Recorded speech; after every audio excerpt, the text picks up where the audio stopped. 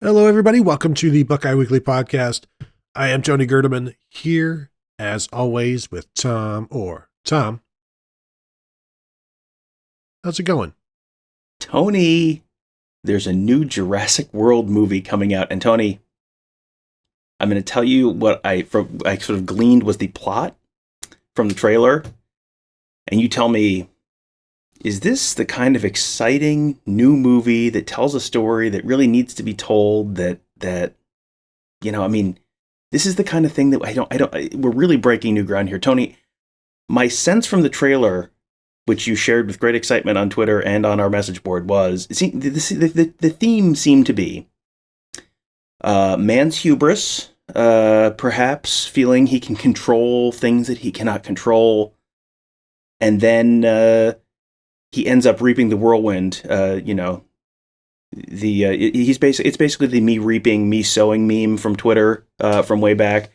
In the reaping comes in the form of men getting eaten by dinosaurs. So, I mean, this seems like a really, really new ground for the series, and I could tell for sure why you were so excited to see this movie.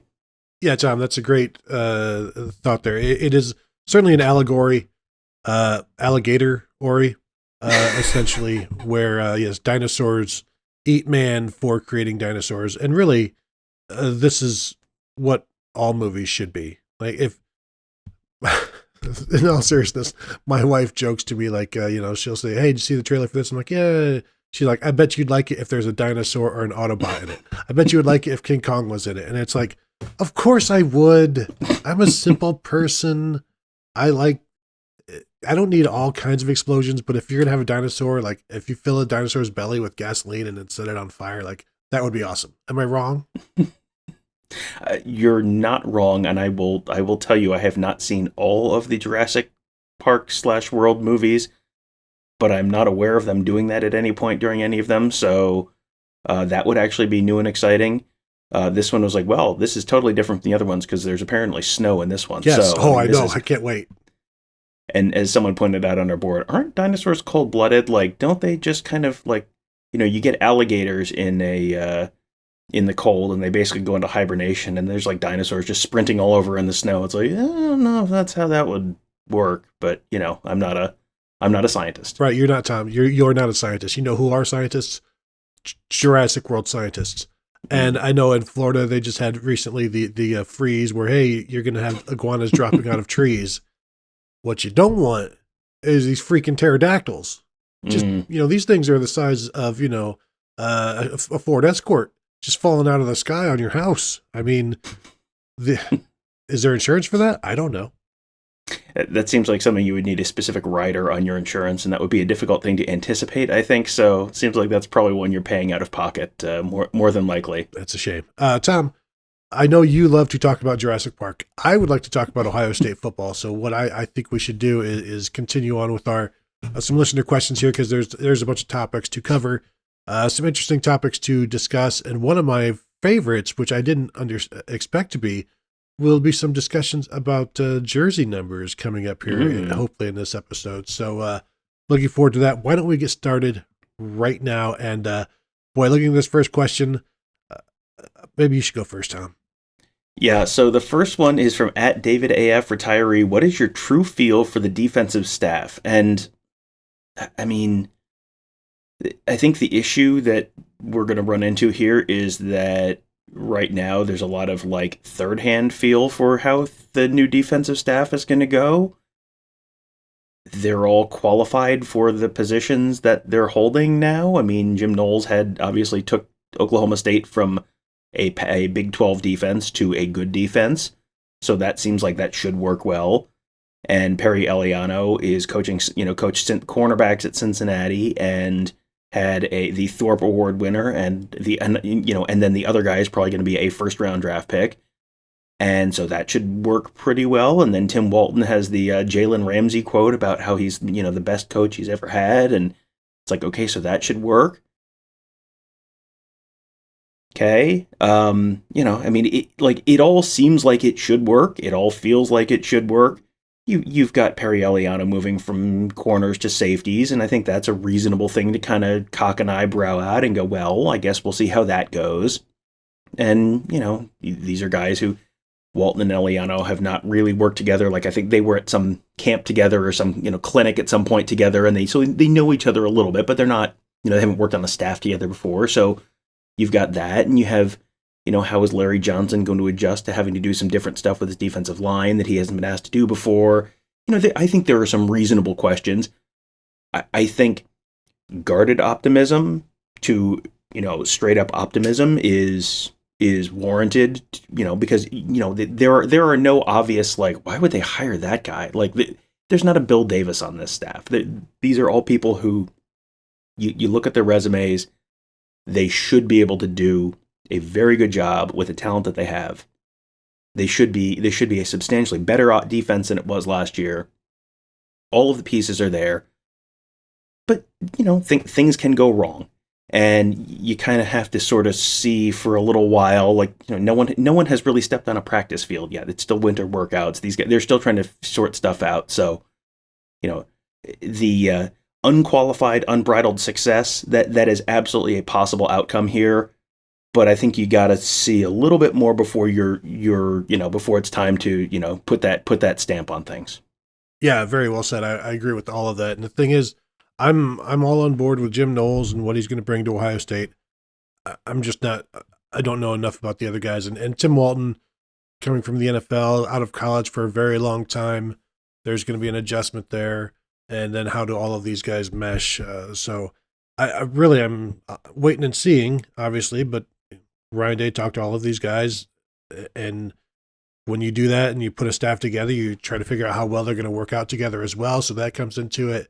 So, you can't bring in necessarily oil and water type guys where they're just not going to mix. And I don't think he's done that here. My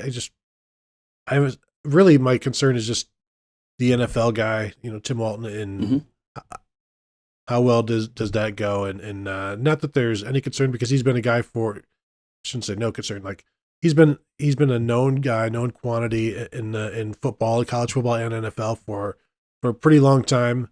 But anytime you've been in the NFL that long, and now you're coming back and you're going to be teaching 18 and 19 and 20-year-old kids, there's going to be some, I guess, growing pains on the coach's part. But my true feel is we'll see.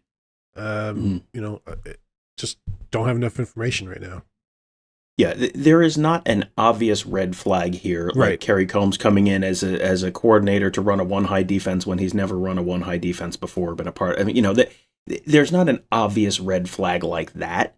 So I think, like I said, guarded optimism to optimism. Feel free to be anywhere in that area. I don't think you can necessarily say 100% guaranteed gold-plated success, going to be incredible, awesome immediately. I think that is well within the bounds of what's possible, and we can get, in the next question into the time horizon on which that might be possible. But I can absolutely see Jim Knowles having Ohio State as a top 5 defense relatively quickly, whether that's this fall or next fall. I think that is well within the realm of possibility, given the talent he has to work with and given his prior results with significantly lower levels of talent. But you're not there yet. They are not a top 5 defense yet. So we'll sort of see how it shakes out. But I have more faith in this year's defensive staff than I did in last year's defensive staff. And I think I already feel that way. So this is already progress, and then we'll just see how far down the road they get with that progress this year. I'm going to combine the next 2 questions because they're kind of related. First one from at Buckeye Buttock. How will Knowles navigate the fact that the defense needs immediate improvement, though it doesn't need to be insanely good, but his scheme is supposedly complex to learn? A way to install an intro version of a scheme. With this offense, a national title is the goal. And then from at Caleb C. Flynn, as Buckeye fans, we want, quote, instant results. Do you see Knowles' new defensive scheme being successful right away, or is it a multi-year rebuild? I think to answer the second question first, is this going to be successful right away, or is it a multi-year rebuild? The answer is yes, where it will be successful right away, and then you add more as you go. I think one of the reasons it will be successful right away is kind of like the first do no harm. Mm-hmm. And over the last couple of years, Ohio State's defense was doing harm to itself with the scheme and just losing leverage, being out of place, being lined up incorrectly, being lined up correctly, but telling the offense where you're going to be with that lineup. And so now there's going to be just enough deception and enough, because one of what Jim Knowles has said is he wants to give simple looks and be able to do a bunch of different things out of that look and have the offensive coordinator never really know what's going to happen. And last year and the year before, so often the offensive coordinator pretty much knew what was going to happen by the way players were lined up, and they knew where they'd be able to go for successes. And the goal this year is to eliminate that. And you can eliminate that by simply not doing the same thing that last year's defense was doing. And we know that is going to, that's gone. So there will be instant results right away. Now, does that mean the players aren't going to screw up some? No, they're probably still going to mess a little bit up, but it's one of those things that we saw in 2014 with Chris Ash's defense.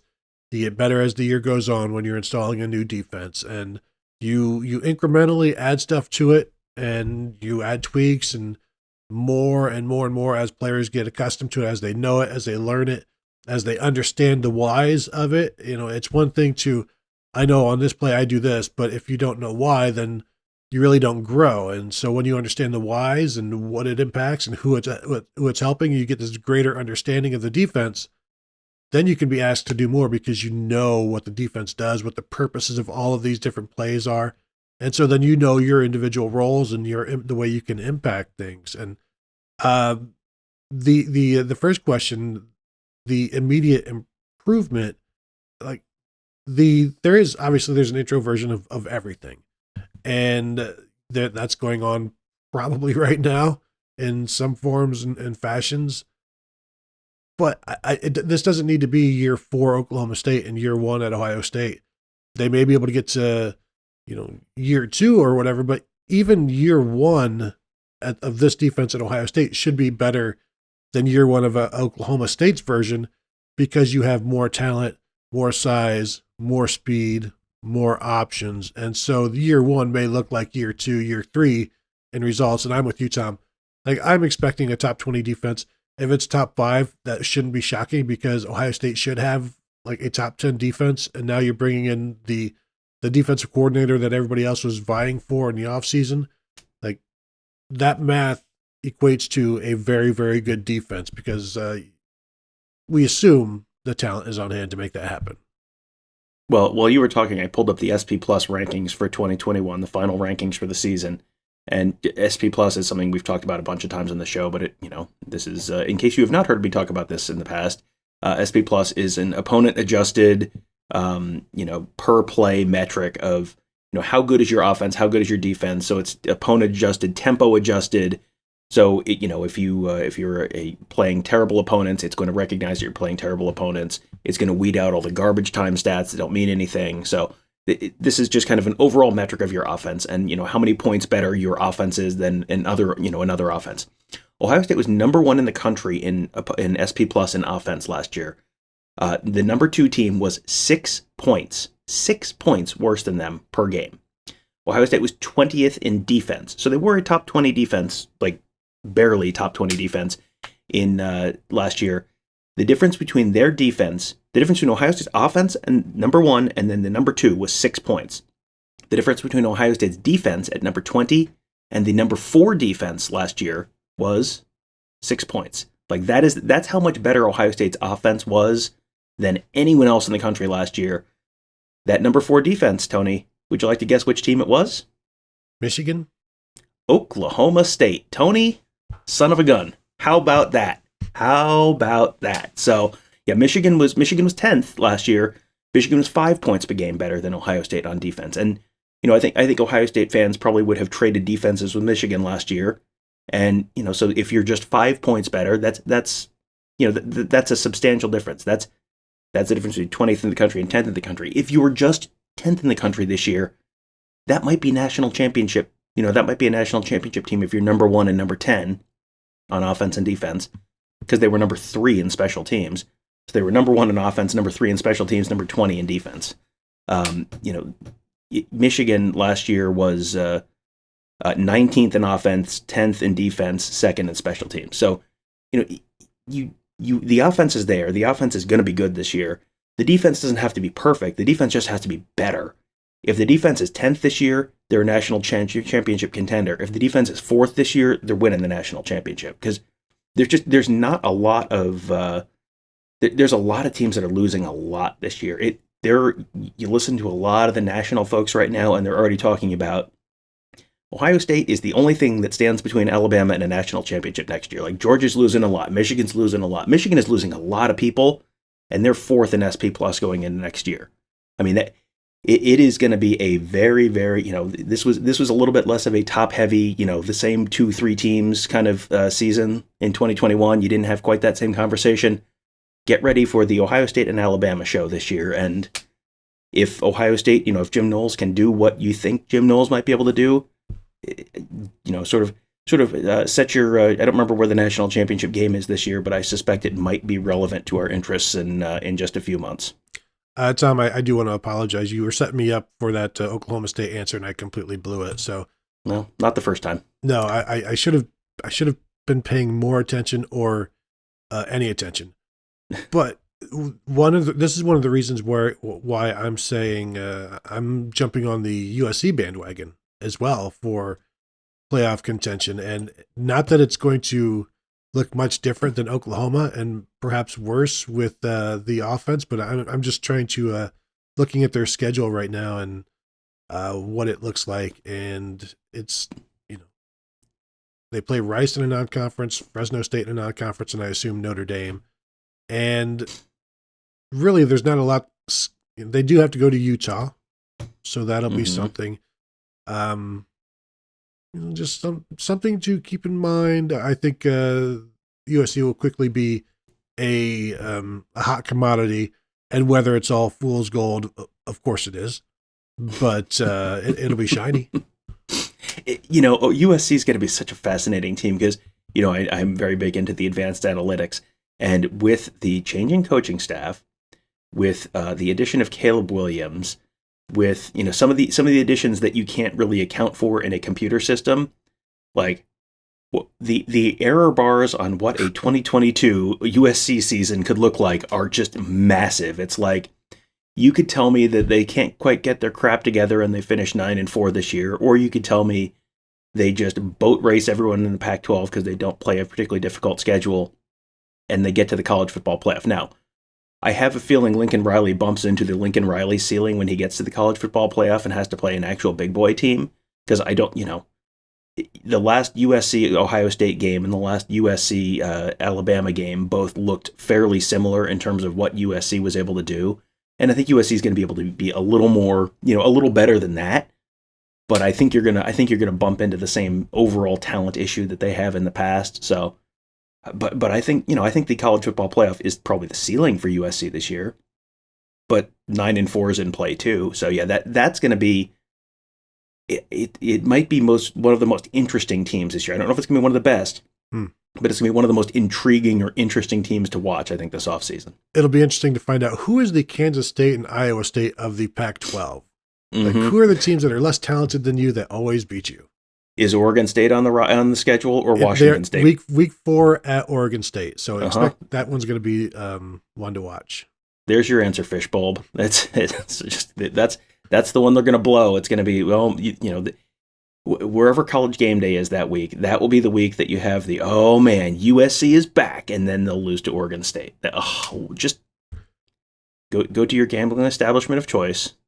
I guarantee that will happen. Not a guarantee. Please don't do that. No, that seems like the most USC possible result is losing at Oregon State in week 4. So let's do this one at DJK24129. Who are the top candidates to switch to the coveted single-digit jersey numbers this offseason? You said this is one of your favorite questions, so I'm going to let you go first. I will defer to you on this one, and I'll go through and look at some possible options as well. Because this season you have. Nobody is wearing number 1 now. Demario McCall has departed, so it's available for offense and defense. Chris Olave's number 2 is now up for grabs. There's a 3 up for grabs on offense. Remember, Michael Thomas went from 83 to 3 back in his day. There are no number 5s. That's 5's a great number. Garrett Wilson obviously has left that one open. There's a number 7 available on defense, as we know, which is one of Ohio State's great numbers. I would prefer that quarterbacks not actually wear number 7. That way it can go to a receiver like it should. But whatever, we'll leave CJ Stroud alone. You got a number 9 available on offense. I'm thinking, Tom, has Jackson Smith-Njigba made enough of a name as number 11, or does he want to go to 1? Does he, I don't know that he's interested in taking over number 2 or number 5 because that's Chris Olave and Garrett Wilson.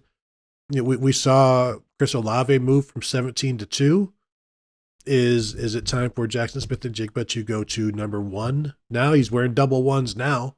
Does Emeka Egbuka want to go from 12 to a single digit? Does Marvin Harrison want to go from 18? Kind of number is 18 for a receiver. Does he want to go and grab one of these single digits? And then defensively, Tom, Denzel Burke. Denzel Burke is the first name that popped to my mind. He should not be in 29. Court Williams has number 2. That's fine. He can have it. Denzel Burke should be number 7 on this roster. I'm sorry. And Tom, I don't know if you know this. 29, 9 minus 2, 7. Maybe it's a math thing that he has done there. I saw you looking to make sure. But he should be wearing number 7. That is one of my strongest beliefs about all of this. And then now I will defer to you. Yeah, I like Jackson Smith-Njigba moving to 1. Assuming that's something he wants to do, absolutely give that to him. A name you didn't mention, someone who wears a couple of the open. He wears 2 of the open single-digit numbers right now on offense. Trevion Henderson, he wears a 32, so he could be number 3, he could be number 2. I like the idea of he could be number 5, do the old Michael Wiley throwback. I like Trevion Henderson wearing a running back number. I appreciate that. It's a little old school. I believe he's also maybe in tribute to his grandfather. Yeah, his grandfather, I think. Yeah. So, but I like the 32. I like Mayan Williams in the 28 as well. Yeah, I mean that's we're merely throwing things out. This is obviously not a final answer on anyone, but I think there's something to be said for making the number 2 jersey and the number 5 jersey, maybe giving those to a different position player rather than a wide receiver, because you're immediately comping someone to that person. But yeah, Marvin Harrison probably needs a new number. I would vote for that one. And does Kyle McCord? Oh, Kyle McCord's in 6 already. So you get 2 quarterbacks in number 6. We'll see what Devin Brown gets. Maybe they give Devin Brown a single-digit jersey. But yeah, I think I like a couple of the guys you mentioned there. Harrison potentially moving up. I like Jackson Smith-Njigba moving up to number 1. I think that would be a great one. Denzel Burke to 7. I think for sure. Do you get Cam Brown? Does Cam Brown move from 26 to? Does he become the number 1 on defense? Maybe number 5 on defense. Here's a sleeper for you, Tom. Josh Proctor. He's 41. 41 right now. Yeah. I believe, did he wear 15 to start his career? He did, yes. And then moved to 41, which is such an odd number. It feels like it's in tribute to somebody. It's 41. I mean, it's certainly not a coveted number. And but to go from 15 to 41, it feels like maybe that means something to him. But and not a single digit. But Tom, I would like to see Devin Brown go old school and like 22. Less Horvath old school. I was thinking he's going to say like 14 like Bobby Hoying. No, like old school. Okay. And I mean, I think really the only true answer to this question is, Tony, who should be wearing number 1 on defense? Think about it. Who should be wearing number 1 on defense? There's only one answer to this. I'm all flustered because of the Oklahoma State answer that I missed earlier. Who should be number 1 on defense? Tyleek Williams, Tony. Come on, you got to put number 1 on the big man. Yet. I would have gotten there. Believe me. And he's already wearing 91, so obviously he wants the 1 number.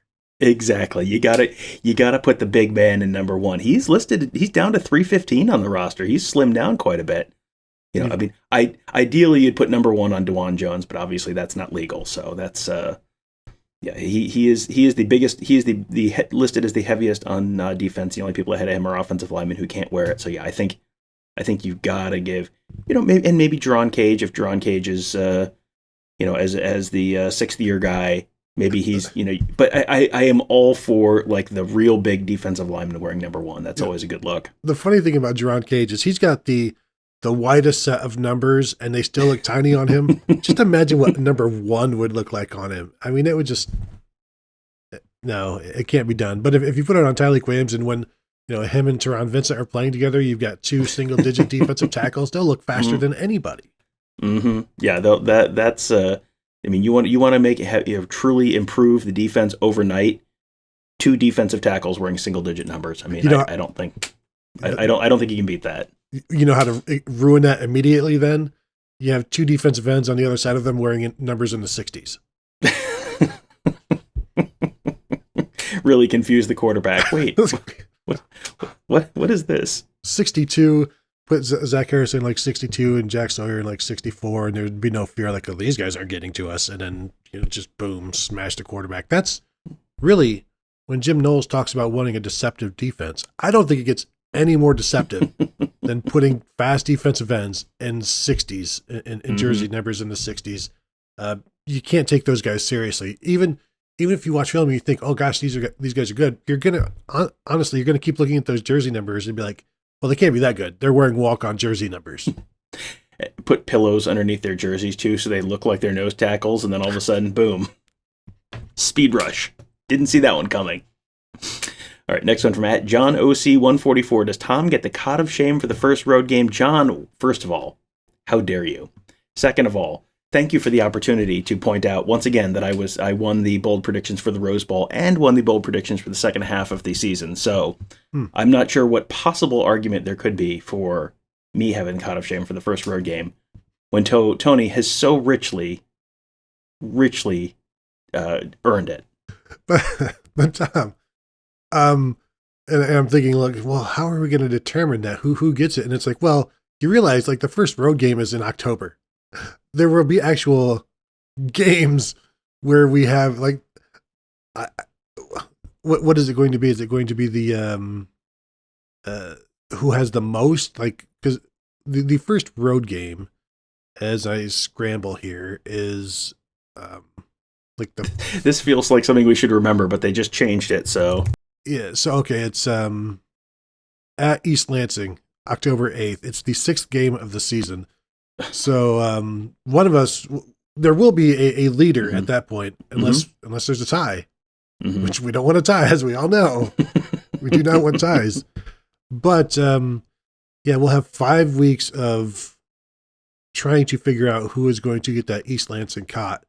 And there are a few things worse than an East Lansing cot. I'm just going to say it. And for one, you can't stay in East Lansing, I don't think.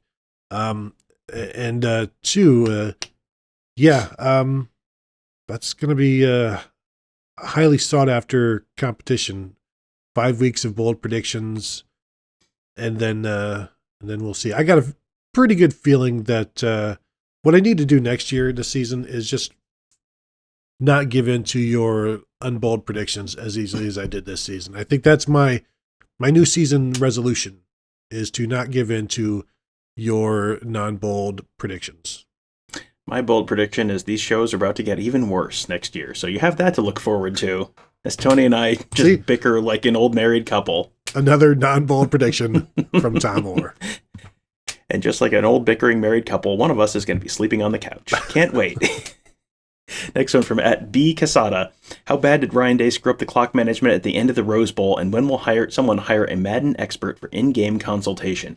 Have we ever gotten an actual answer? Because I feel like there have been a couple possible explanations sort of floated there, but I think the last thing I heard was that he wanted to leave time for an extra, in case there was a bad snap or something like that, that they could have a second shot at the field goal if there was a bad snap or something like that, just fall on it and then line up and kick another one. Is that right? I think there's that. Was there also they were thinking about maybe taking another shot into the end zone, and they wanted time. But Yeah. yeah, it was so long ago. It was over 30 days ago. So I've pretty much put that in the archives. What the second part of this, and that was one of the things we talked about immediately afterwards, is just the clock management and the instant reaction podcast. But this is something that I have said for years, is that the inability for college coaches to manage the clock is really baffling. And I've said in this theory, and many will have impact, not just the clocks, but when you have more head coaches who have played video game football, they will be able to handle the clock situations better, because that's almost all you do in these video games, because you want to score as many points as you can. So you're like, yeah, I will call a timeout here. I do know I got to get this timeout in. And now, obviously, there's a lot more going on around a head coach during a game than just figuring out timeouts. But it's like there are timeout guys. Like, there are guys, whether it be a GA or an offensive coordinator up in the booth, where they are mindful of timeouts and, hey, we need to do this, we need to do that. So the head coach doesn't always have to be thinking about it. But how about just a Madden analyst? They don't need to do any coaching. They can be up in the booth. They don't have to be connected to any headsets, because they can just tell somebody in the booth, hey, let's get a timeout. Tell Ryan, let's get a timeout. You wonder how much work do coaches put into this, Tom, into timeouts? And now they do the 2-minute drill and all of that, but how much work, exploration, study, and attempt to improve their own ability to handle the clock do you think goes on?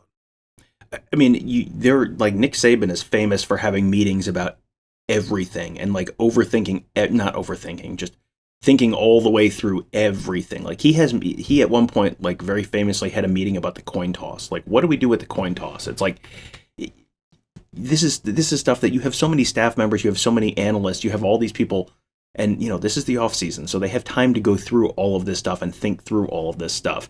So you would, you think they've probably run the numbers on this. I think part of what might be an issue for some of these guys is, if you are the offensive, if you're, part of the offensive coaching staff, you are an offensive assistant, and you're part of that play calling chain where, you're on that headset, you're participating in that, you're talking about that stuff, and then you're also trying to multitask with the clock and the time management, all that kind of stuff. You kind of wonder, does someone like Pat Narduzzi, who's got a defensive background and not an offensive background, so he's not really on that offensive channel to participate in the play call necessarily, does he have a better, just more bandwidth, basically, to be able to think through the clock management stuff? Because there's just, like you said, there's a lot going on the sideline where, this is not just you sitting at home and going, you should run the ball. Like, okay, what is their defense showing? What are the people upstairs seeing? What are they, what the last time we ran this play, they did this. So if we do this counter, then they do this. But then if we counter what they're going to do to counter that, like, I mean, there's just so much complexity in those kind of situations that you kind of want to show people a little bit more grace in terms of, like, some of this is kind of hard, but also, I mean, the clock management has been a very consistent issue. Not really for Day. Day does a pretty good job with that. I mean, there are people who are just known for just horrific clock management. Les Miles, for example.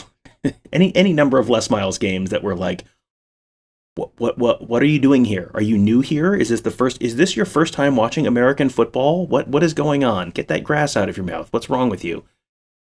It's hard. So, I think that there's, you can show people a little bit of grace on that kind of stuff. But yeah, I think that there was probably, the end result of how the end of that Rose Bowl went was like, that was not, that was probably not how they planned to do it.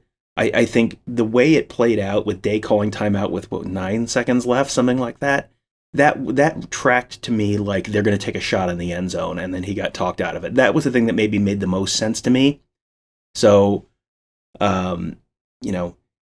obviously that's not his intention, was not to do that, to call timeout with 9 seconds left and then kick a field goal and then have to kick it off to the guy who just ran a touchdown back. Like that was, and then there's a whole separate conversation about, do you not have anyone on your roster who can kick the ball through the uprights? Do you not have anyone on the roster that can kick a line drive straight at the face of the up men? Like, I mean, there's a bunch of things you could have done that was not kick it to the guy who ran back a touchdown earlier in the game. So, I think some criticism there is warranted.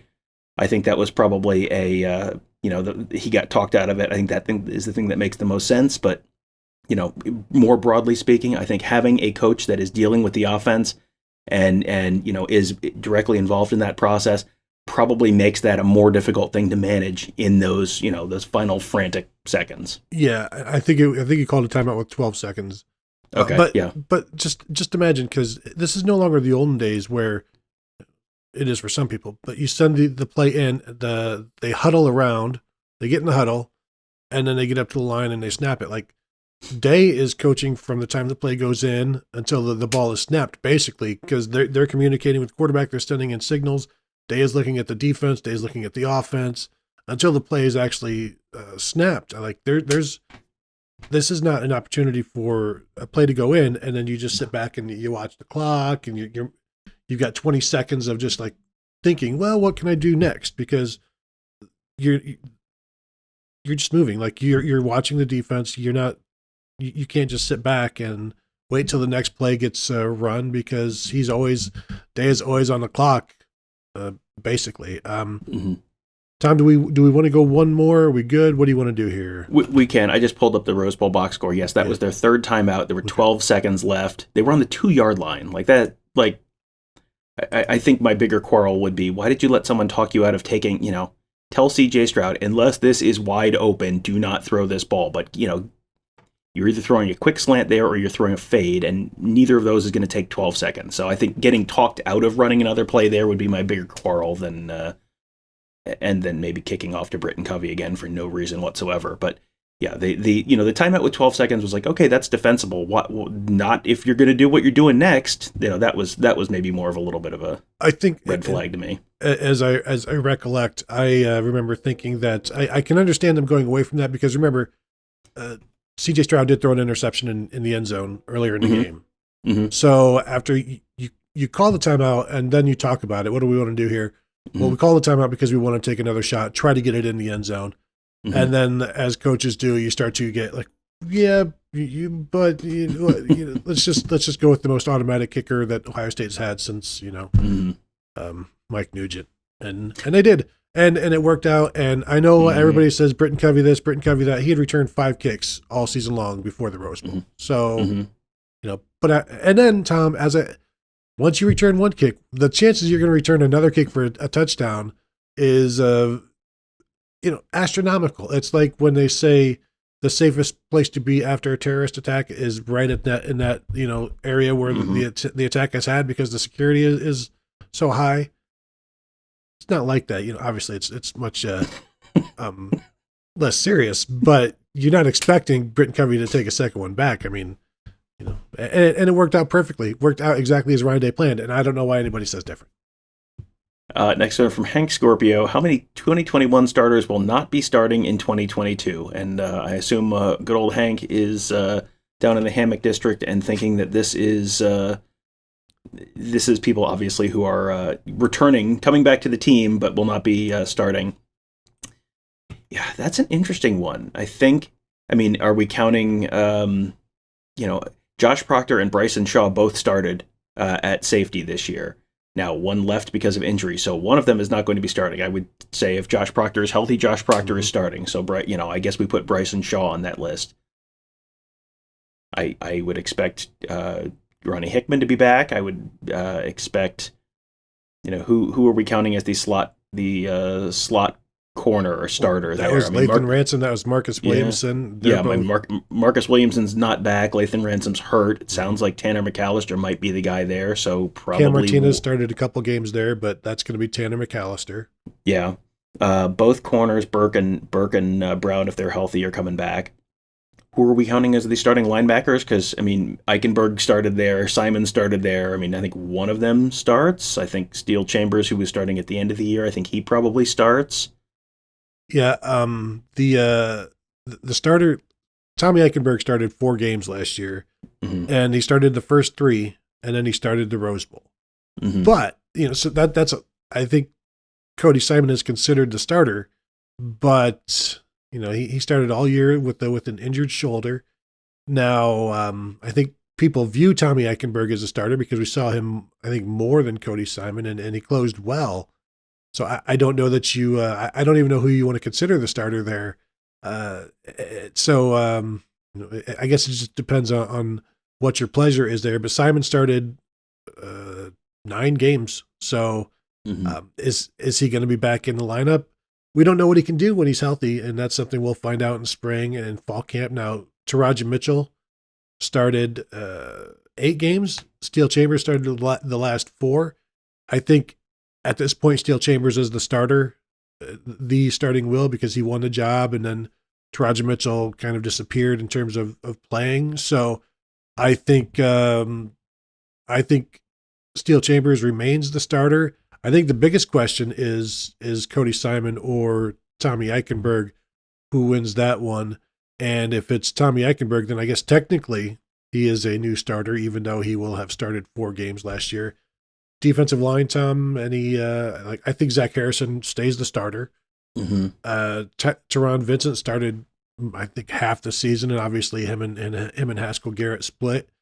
Jerron Cage will be the new starter, perhaps, and because Antoine Jackson was the starter last year, and obviously Tyreek Smith is gone. So I think you're just looking at the linebacker situation, the slot corner, and then the free safety on defense.